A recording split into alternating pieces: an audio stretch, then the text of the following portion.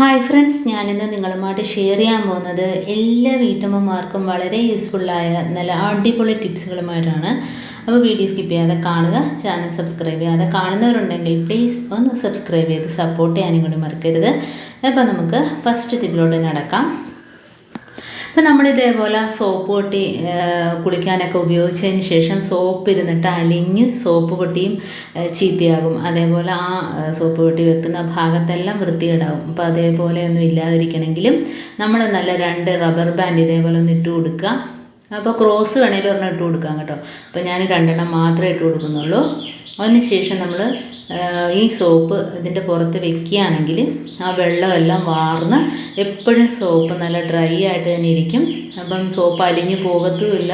അതേപോലെ സോപ്പ് പൊട്ടി ചീത്തയാകില്ല, വെള്ളമൊക്കെ വീണിട്ട്. അതേപോലെ അത് വെക്കുന്ന ഭാഗവും വൃത്തികേടാവില്ല. അപ്പോൾ ഇതേപോലെ ചെയ്യുകയാണെങ്കിൽ സോപ്പ് എപ്പോഴും നല്ല ഡ്രൈ ആയിട്ടിരിക്കുകയും ചെയ്യും. നമുക്ക് ഉപയോഗിച്ചിട്ട് ഇതേപോലെ വെച്ചാൽ മാത്രം മതി. അടുത്ത ടിപ്പിലൂടെ കിടക്കാം. അപ്പോൾ നമ്മൾ ഇതേപോലെ കൂടുതൽ റബ്ബർ ബാൻഡ് വീട്ടിലുള്ള സമയത്ത് അതെല്ലാം ഇരുന്നിട്ട് കട്ട പിടിച്ച് പോകും അല്ലേ. അപ്പോൾ നമുക്ക് ആവശ്യത്തിന് ഒരെണ്ണം എടുക്കുമ്പോഴത്തേനും എല്ലാം കൂടെ കട്ട പിടിച്ചിരിക്കും. അപ്പോൾ അതില്ലാതിരിക്കണമെങ്കിൽ ഒരു സ്വല്പം മാത്രം മതി പൗഡർ ഇതേപോലെ ഒന്ന് തൂകിയിട്ട് ഒന്ന് കുടഞ്ഞ് വെക്കുകയാണെങ്കിൽ നമുക്ക് റബ്ബർ ബാൻഡ് കട്ട പിടിക്കാതെ തന്നെ എപ്പോഴും നല്ല ഫ്രഷായിട്ട് തന്നെ ഇരിക്കും. കാരണം ഓരോന്നായിട്ട് തന്നെ നമുക്ക് എടുക്കാൻ പറ്റും. എത്ര നാൾ വേണേലും ഇതേപോലെ ഇരുന്നോളൂ. അടുത്ത ടിപ്പിലോട്ട് കിടക്കാം. അപ്പോൾ നമ്മൾ സിങ്ക് ബ്ലോക്ക് ആകാതിരിക്കാനായിട്ട് കുറച്ച് വിനാഗിരി ഇതേപോലെ രാത്രി ഒന്ന് ഒഴിച്ചു കൊടുക്കുകയാണെങ്കിൽ അത് ക്ലീനായിട്ട് കിട്ടും. അപ്പം അതിനകത്ത് നിന്ന് ബാഡ് സ്മെല്ല് ഒഴിവാക്കി കിട്ടും. അടുത്ത ടിപ്പിലോട്ട് കിടക്കാം. അപ്പം നമ്മൾ ഇതേപോലെ ഗ്യാസ് സ്റ്റോപ്പിൻ്റെ മുകളിലൊക്കെ എപ്പോഴും നമ്മൾ മറ്റുള്ള സാധനങ്ങൾ ഷാമ്പൂ ഇതൊക്കെ വെച്ചിട്ടല്ലേ ക്ലീൻ ചെയ്യുന്നത്. അപ്പോൾ പൗഡർ വെച്ചിട്ട് ഇതേപോലെ ഒന്ന് ക്ലീൻ ചെയ്ത് നോക്കുക. നല്ല രീതിയിൽ ക്ലീനായിട്ട് കിട്ടും. അതുമാത്രമല്ല, നമ്മൾ സ്ഥിരം ഉപയോഗിക്കുന്ന ഗ്യാസ് അടുപ്പിൻ്റെ മുകളിലൊക്കെ എണ്ണമയവും പാടും അതേപോലെ നമ്മുടെ കറിയുടെ എണ്ണമയം എല്ലാം കാണുമല്ലേ. അപ്പോൾ ഇതേപോലെ ചെയ്ത് കൊടുക്കുകയാണെങ്കിൽ അതൊന്നും ഇല്ലാതെ ഗ്യാസ് സ്റ്റോപ്പ് നല്ല രീതിയിൽ ക്ലീനായിട്ട് കിട്ടും.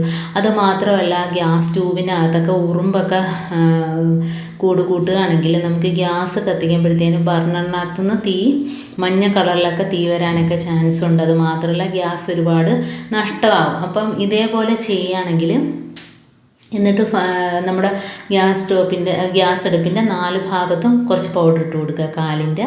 അപ്പോൾ ഇങ്ങനെയൊക്കെ ചെയ്യുകയാണെങ്കിൽ ഗ്യാസ് നമുക്ക് ഒരുപാട് നാൾ ഉപയോഗിക്കുകയും ചെയ്യാം. അതുമാത്രമല്ല, ട്യൂബിലൊന്നും ഉറുമ്പൊന്നും കയറിയിരിക്കില്ല.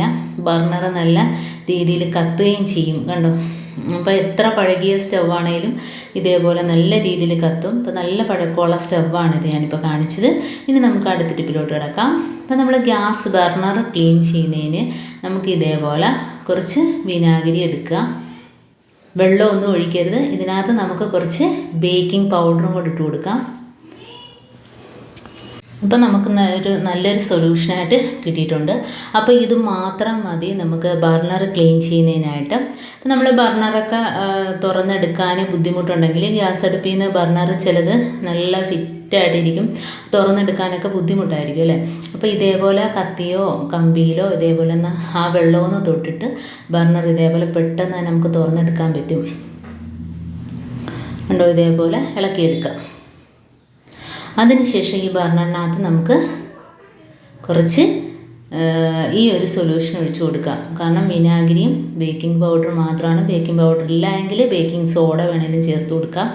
അപ്പോൾ ആ ബർണറിൻ്റെ ഹോളിനകത്തൊക്കെ ഇത് ഒഴിച്ചു കൊടുക്കുമ്പോഴത്തേന് ആ ഹോളിനകത്ത് അടഞ്ഞിരിക്കുകയില്ലേ. നമ്മൾ എപ്പോഴും ഫുഡൊക്കെ ഉണ്ടാക്കുമ്പോഴത്തേൻ്റെ വേസ്റ്റൊക്കെ അടഞ്ഞിട്ട് ബർണർ കത്തുന്നതിനൊക്കെ ബുദ്ധിമുട്ടായിരിക്കും. അപ്പോൾ നമ്മൾ വെറുതെ പുറത്ത് കൊടുത്ത് അത് ക്ലീൻ ചെയ്ത് പൈസ കളയേണ്ട കാര്യമൊന്നുമില്ല. അപ്പോൾ ഇതേപോലെ സർവീസിനൊക്കെ കൊടുക്കുമ്പോഴത്തേനും അവർ ഇതേപോലെ നമുക്ക് പൈസ കളയേണ്ട കാര്യമില്ല ഇങ്ങനെയൊക്കെ ചെയ്തെടുത്താലും. അപ്പോൾ ട്യൂബിക്ക് വെച്ച് ഇതേപോലെ ഒന്ന് കുത്തി കൊടുക്കുക. അതല്ലെങ്കിൽ നമ്മുടെ കയ്യിൽ പിന്നുണ്ടെങ്കിൽ അത് വെച്ച് കുത്തി കൊടുക്കാം. പിന്നെ നേരിയ കമ്പി ഉണ്ടെങ്കിൽ അത് വെച്ച് കുത്തി കൊടുക്കുക. അപ്പോൾ അതിനകത്തുള്ള ആ വേസ്റ്റ് എല്ലാം പോകും. കാരണം നമ്മൾ ഈ ഒരു സൊല്യൂഷൻ അതിനകത്ത് ഒഴിച്ച് കഴിയുമ്പോഴത്തേനും നല്ലൊരു എഫക്റ്റാണ് അതിന്. അപ്പോൾ അതിൻ്റെ അഴുക്കെല്ലാം ഇളക്കി കിട്ടും. ആ ഹോളിനകത്ത് ഇരിക്കുന്ന അഴുക്കുകളെല്ലാം ഇളക്കി കിട്ടും. അതിനാണ് വിനാഗിരിയും ബേക്കിംഗ് പൗഡറും നമ്മൾ ഒഴിച്ചു കൊടുത്തത്. ഇതേപോലെ നമുക്ക് എല്ലാ ബർണറും ക്ലീൻ ചെയ്തെടുക്കാം. ഇതേപോലെ ഞാൻ ഇടയ്ക്ക് ക്ലീൻ ചെയ്യാറുണ്ട്, അതുകൊണ്ട് വലിയ അഴുക്കില്ല. അപ്പോൾ കണ്ട ഹോളൊക്കെ ദ്വാരമൊക്കെ നല്ല രീതിയിൽ കാണാൻ പറ്റുന്നുണ്ട്. കണ്ടോ തേച്ച് കഴിയുമ്പോഴത്തേന് നമുക്ക് സ്വല്പം വെള്ളം ഒഴിച്ചിട്ടൊന്ന് കഴുകിയെടുക്കാം. വിനാഗിരിയൊക്കെ ഒന്ന് മാറുന്നതിന് ഒന്ന് കഴുകിയെടുക്കാം. അതിനുശേഷം നമുക്ക് ഒരു ടവൽ വെച്ച് തുടച്ചതിന് ശേഷം കത്തിക്കുകയാണെങ്കിൽ നല്ല രീതിയിൽ ബർണർ കത്തും. മഞ്ഞ കളർ തീയൊന്നും കാണാതെ നല്ല നീല കളറായിട്ട് തന്നെ കത്തുകയും ചെയ്യും. പിന്നെ കുറേ നാളത്തേക്ക് ഇതിനകത്തൊരു കംപ്ലൈൻറ്റ് കാണില്ല. അപ്പോൾ ഈ ഒരു സൊല്യൂഷൻ വെച്ചിട്ട് തന്നെ നമുക്ക് ഗ്യാസ് സ്റ്റോപ്പൊക്കെ തുടച്ചെടുക്കാം. ആ സ്റ്റീലിൻ്റെ ഭാഗമൊക്കെ കണ്ടോ നല്ല രീതിയിൽ കത്തുന്നുണ്ട്. അപ്പം ഇതേപോലെ ചെയ്യാത്തവരൊക്കെ ഒന്ന് ചെയ്ത് നോക്കുക. ഇത്രയേ ഉള്ളൂ എൻ്റെ ടിപ്സ്. നിങ്ങൾക്ക് ഇഷ്ടമായിരിക്കുന്നു. ഇത് യൂസ്ഫുള്ളായിട്ട് തോന്നിയിട്ടുണ്ടെങ്കിൽ ഒന്ന് ലൈക്ക് ചെയ്യാനും കമൻറ്റ് ചെയ്യാനും സബ്സ്ക്രൈബ് ചെയ്യാനും മറക്കരുത്. ബെല്ലൈക്കൻ എനേബിൾ ചെയ്യാനും മറക്കരുത്. എന്നാൽ മാത്രമേ ഞാനിടുന്ന ഓരോ വീഡിയോസും നിങ്ങളുടെ മുമ്പിൽ നോട്ടിഫിക്കേഷനായി എത്തുകയുള്ളൂ. അപ്പോൾ ഇനിയും നല്ല നല്ല ടിപ്സുകളുമായിട്ട് വീണ്ടും കാണാം. അതുവരേക്കും താങ്ക്സ് ഫോർ വാച്ചിങ്.